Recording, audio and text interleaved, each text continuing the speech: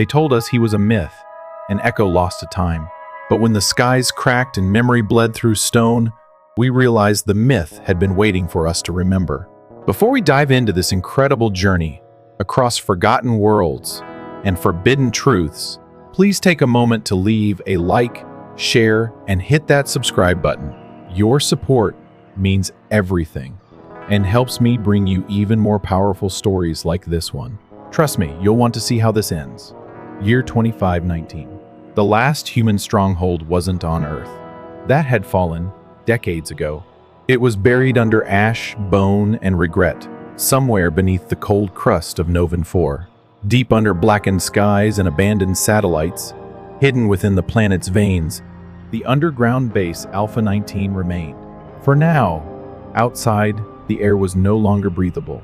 The Xal'thren creatures that didn't invade with bombs or steel but with silence had reached every corner of the known system. They consumed memories, not cities.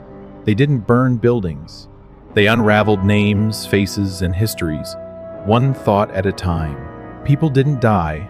They forgot they had ever lived. Inside Alpha 19, the last of humanity's nerve center pulsed with flickering emergency lights and too many ghosts. Most systems were down. The air recycling hummed low and shaky. Resources were counted by the hour, hope by the breath. In a dim, half-lit chamber, Dr. Marcus Elian ran his fingers across a line of etched metal, the edges still sharp despite the centuries. He was once a professor of forbidden history, back when universities still existed. He had spoken of things no one wanted to remember. Now, those things were all that remained. "They're close," said General Cassidy Wren. Her voice clipped, her uniform torn at the shoulder. Once the icon of Earth's resistance, now she looked like a soldier carved from stone and sleep deprivation. Another breach was reported near Subsector 3. If they reach the core, it's over. Marcus didn't look up. It was over the moment we stopped remembering who we were, Cassidy scoffed, turning away. Further down the hall, Lena Voss sat alone in the maintenance wing, fingers blackened with graphite, sketching with trembling hands on a scrap of oxygen filtration paper. She didn't know why she kept drawing the spirals. They haunted her dreams spinning, ancient, precise. She never saw them in textbooks. She never needed to. They were already inside her. Colonel Davis Holt, older now and walking with a slight limp from a battle nobody else recalled anymore, stopped beside her. He didn't ask what she was drawing. He already knew. Marcus gathered them all in the decommissioned command room. The lights above sparked once, then died completely. Only the blue glow of an ancient console remained. "I've studied these symbols my entire life," Marcus said, placing Lena's sketches next to diagrams long hidden by military order. "They're not just art. They're architecture. The kind that doesn't build structures but openings." "Openings to what?" Cassidy's tone was sharp. "To what we used to be," he answered. "To something we buried because we feared remembering it." A long silence followed. Then Davis stepped forward. "You're talking about VORIN, he said quietly.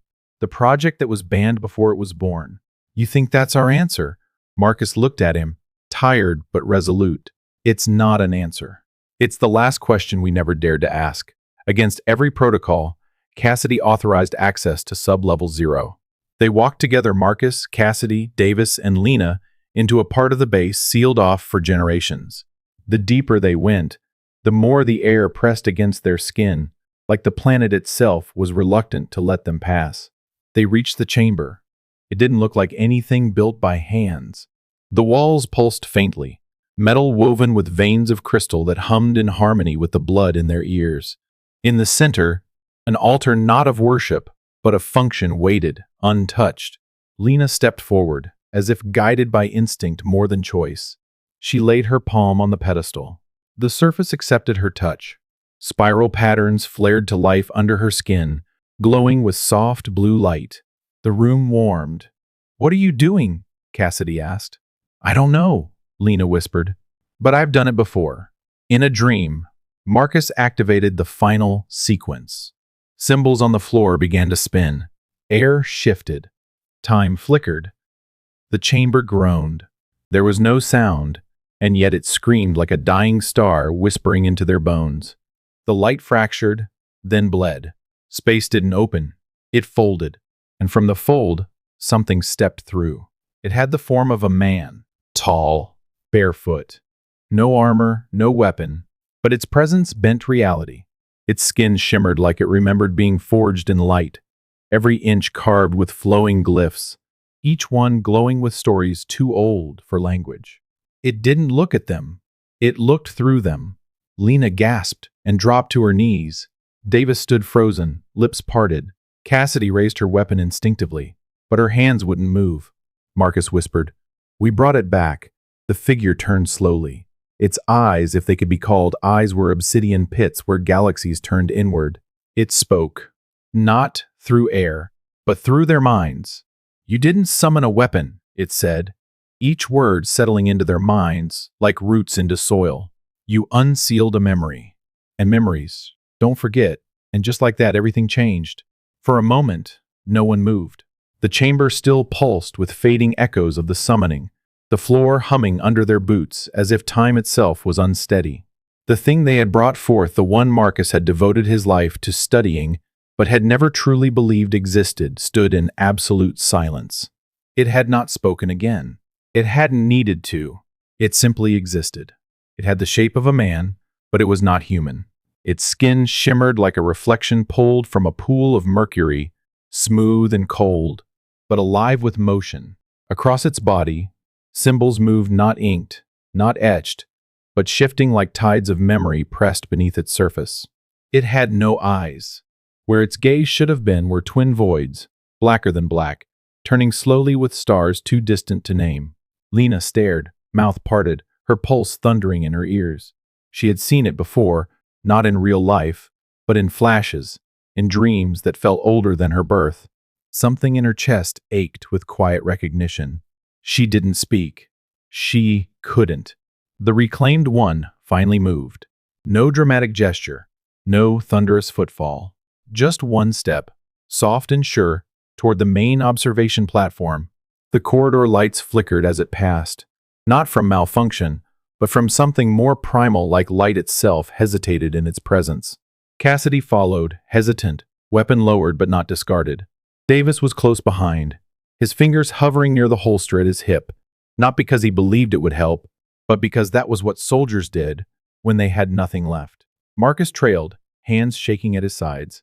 He looked less like a scholar now, and more like a man who had just watched history crack open beneath his feet. They reached the overlook. Beyond the thick glass, the sky above Novan 4 burned with distant conflict, high in orbit. Xal'thren dreadships blotted the stars, massive, unholy things that drifted like floating cathedrals, their hulls alive with pulsing veins of dark light. They had besieged the human systems for decades, immune to every weapon. Each one carried enough power to rewrite the memory of an entire city, turning resistance into obedience with the flicker of a thought. But now, they were trembling. The reclaimed one stepped forward, placing a hand, if it could still be called that, against the reinforced glass. No light came from its touch. No sound. But above them, the dreadships halted. Their glow dimmed. And one by one, like structures built on a lie, they began to vanish. Not explode, not burn, just erase. Where once they had loomed, only silence remained.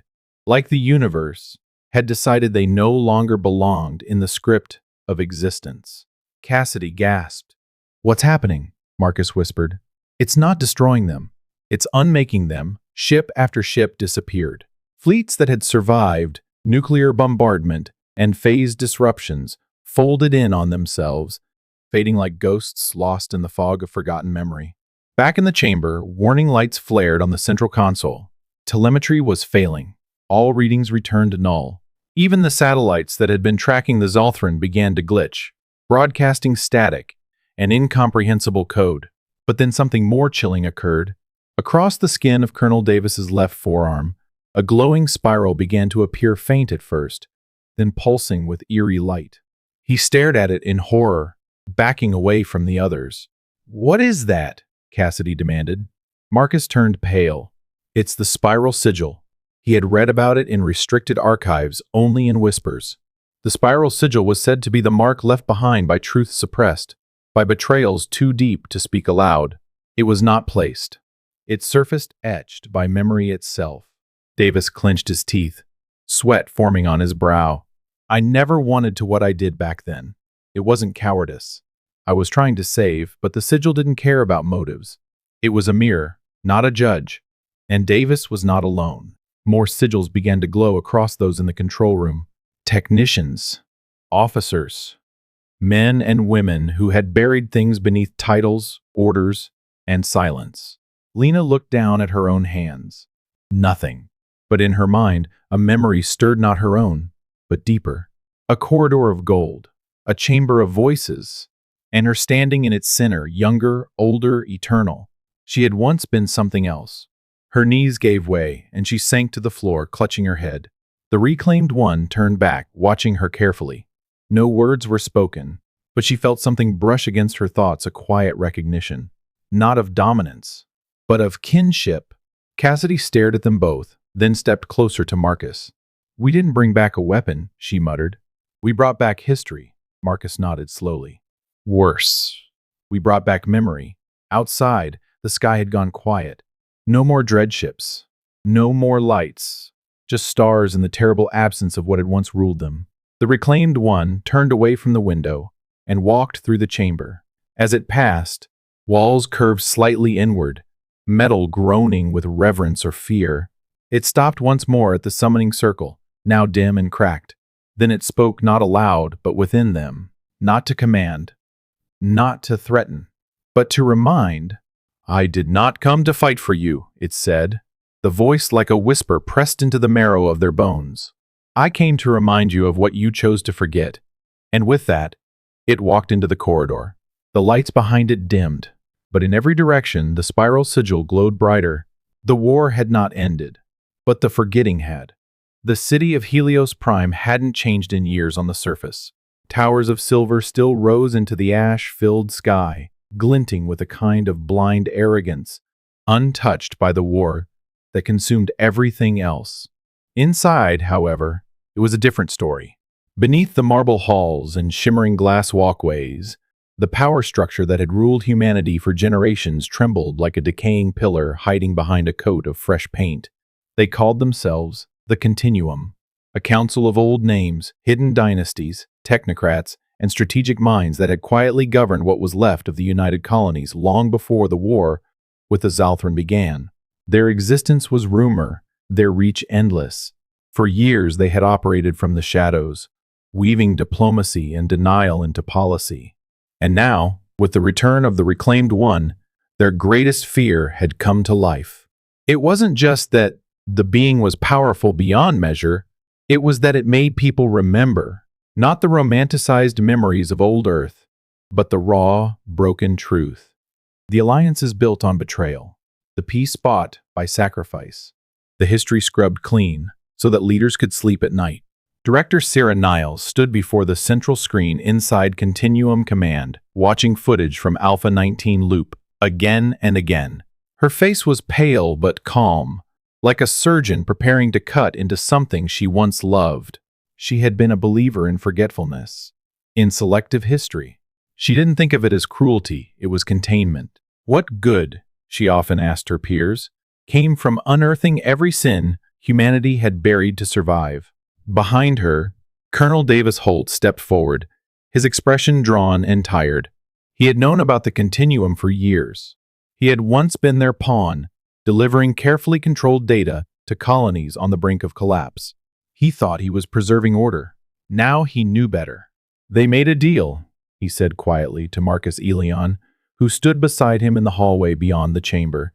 "Not with peacekeepers, with the Xal'thren. Years ago. That's why they never attacked the core worlds. Until now. They were given something." Marcus turned slowly, his voice hollow. "What could we possibly have offered them?" "Our memories," Davis replied. "Or someone else's." Lena Voss didn't hear that conversation. She was somewhere else now, locked in a containment suite deep beneath the Continuum's most secure facility. She sat cross-legged on a metal floor. The lights were too bright, too clinical. Tubes ran from her veins into crystalline machines that hummed with synthetic hunger. They weren't extracting blood. They were drawing something else. Memory. The Continuum had discovered she carried genetic markers linked to an ancient class of humans, the core holders, keepers of the original memory. Her dreams, her drawings, the spirals that appeared when she touched old stone, it all made sense now. She wasn't just a bystander. She was the key to something older than war. Sarah Niles watched through a glass panel as the machines pulsed brighter with each passing minute. Her scientists reported breakthroughs in memory decoding, sequences that matched no current database, data too complex to be artificial, stories embedded in blood. But as the readings intensified, so did the side effects. Lena stopped dreaming. She started remembering. In her sleep, the cold faded, and warmth returned, not warmth from the room, but from a presence. She stood barefoot on stone that pulsed beneath her steps. In front of her, the reclaimed one appeared not glowing, not angry, just present. He knelt beside her, eyes made of darkness that didn't frighten her anymore. He reached forward, placing 2 fingers on her forehead. "You are not the weapon," he said softly, a whisper that bypassed language. "You are the key," and in that moment something unlocked. Lena's body convulsed in the real world. The machines shrieked as power surged backward through their conduits. Technicians stumbled, shielding their eyes from sudden bursts of light. The entire suite went dark for 3 seconds. When it came back online, Lena was sitting upright, awake, but different. She didn't speak. She didn't scream. She simply looked up at the glass, straight into Sarah Niles' eyes, and Sarah blinked. Just once. But it was enough. Elsewhere, the reclaimed one moved across cities like a living fracture in time. He no longer differentiated between the innocent and the complicit.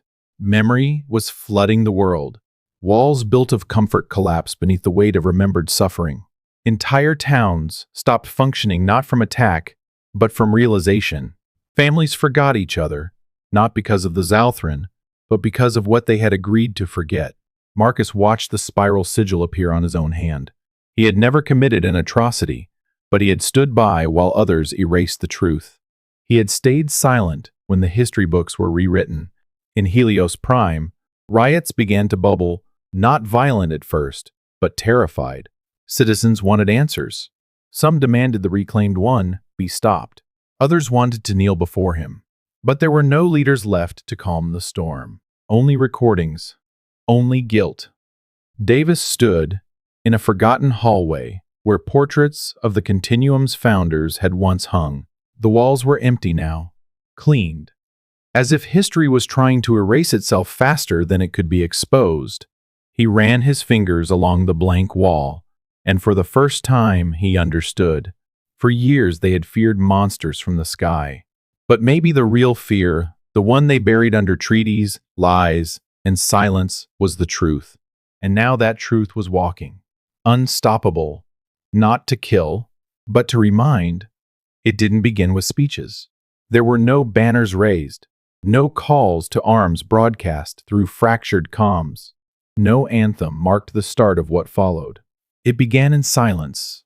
The reclaimed one walked into the slums of the outer districts, places long forgotten by maps and governments alike.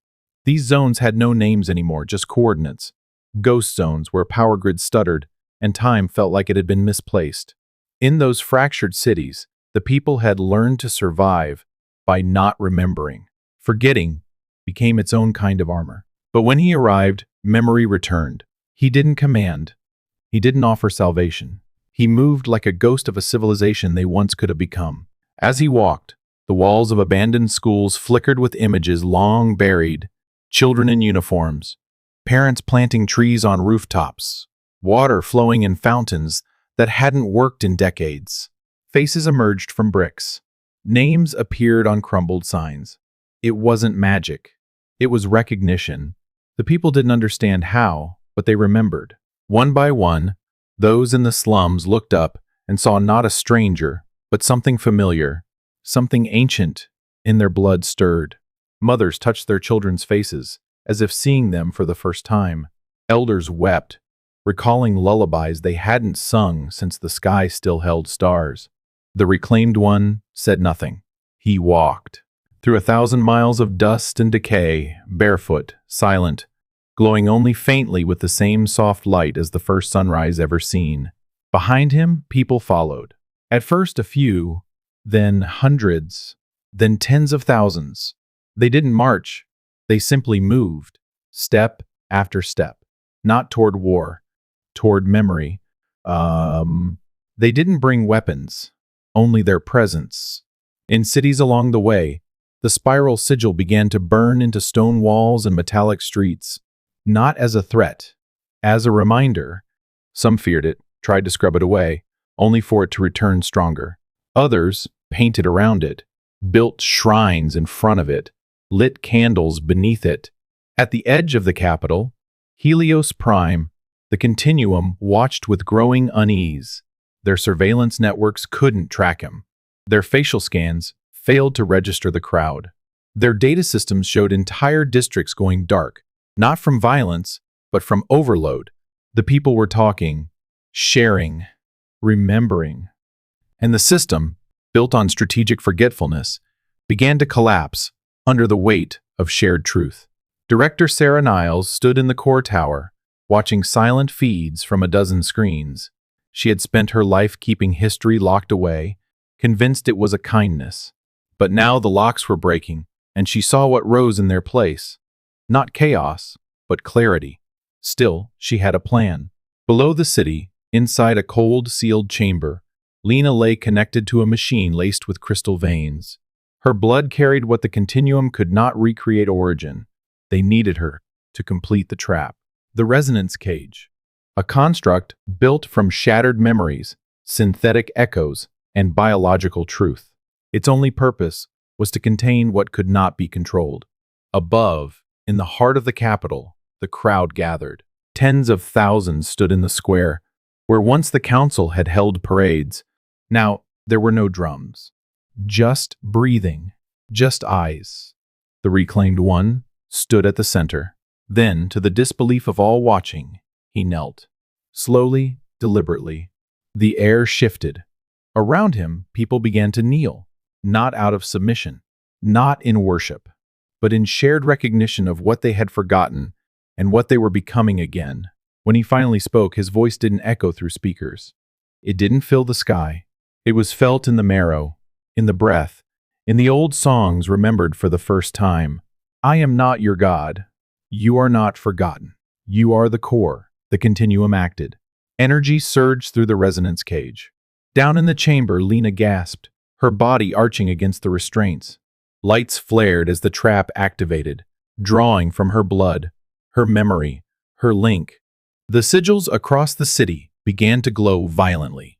The reclaimed one staggered once, just once. Then he faded, not exploded, not torn apart. He simply dissolved into the air like breath on a frozen window pane. The crowd did not panic. They stood.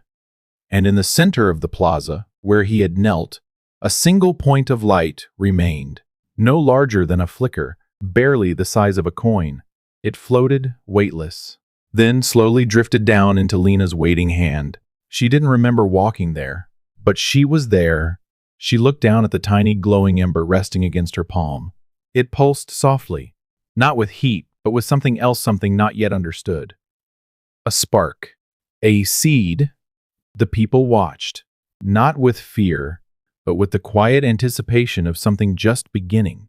And far below the city, the Continuum's instruments began to fail one by one, each system overwritten not by code, but by memory. 3 months had passed since the reclaimed one disappeared. The skies above Helios Prime were no longer scarred with the trails of dreadships or surveillance drones.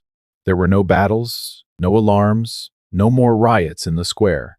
The spiral sigils etched into the city's stone had dulled, their glow softening into silent memorials. But despite the calm, there was no celebration. Humanity didn't cheer. It didn't erupt in parades or chant victory hymns through the streets. There was only a stillness, one that reached deep, far below the surface. Not one of fear or trauma, but something harder to explain. A stillness born from the weight of reflection. People no longer talked about survival. They talked about what came next. Colonel Davis Holt had left the cities. No ceremony marked his departure. He wandered the outskirts through valleys once scorched by orbital fire, through colonies that had been marked as irrecoverable. He carried with him a simple tool, a chisel fused with memory-sensitive crystal. With it, he etched pieces of truth onto slabs of stone and shards of forgotten architecture. Not names, not dates, memories. Feelings, flashes of what once was. In every settlement he passed, he buried one of these stones beneath the center square. He became known as a wanderer, a memory carver. Children would follow him for miles just to hear his stories, unsure if they were legends or warnings. And maybe that was the point. Back in Helios Prime, General Cassidy Wren had refused any offers to lead what was left of the United Colonies. She had no interest in command anymore. Instead, she opened a school near the base of the old council tower. But this school didn't teach tactics or formations. It didn't teach obedience or strategy. It taught memory. The first class was small, just 9 children, most of them orphans. Cassidy didn't wear a uniform. She wore white, hands always dusty with chalk, as she drew ancient spirals on old slate. She didn't lecture. She asked questions. And when they asked her about the war, about the reclaimed one, she always paused and answered with another question. What do you remember about yourself? She called them the sentinels of memory, not protectors of truth, but companions to it. Far below the city, beneath layers of steel and bedrock, Lena Voss worked in silence. The Institute of Memory had been her vision, designed not as a museum, but as a sanctuary. It had no security guards, no forbidden zones. Only one room remained sealed, the Heart Vault. Inside it rested a sphere of light, no larger than a hand, the spark. It hadn't changed since the day it was left in her palm. Some scientists believed it held compressed information. Others thought it was pure energy, waiting to be decoded. Lena believed it was a question. She never let anyone study it. She never spoke to it aloud.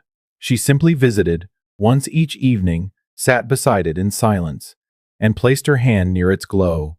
It never dimmed, and it never grew brighter. For a time, it seemed the world had found peace. But peace built on memory is fragile. Whispers spread through the outer colonies. Stories of a new force rising along the galactic fringe, unified, disciplined, and deeply skeptical of what had happened during the awakening. They called themselves the Steel Path. They rejected the notion that the reclaimed one had been real.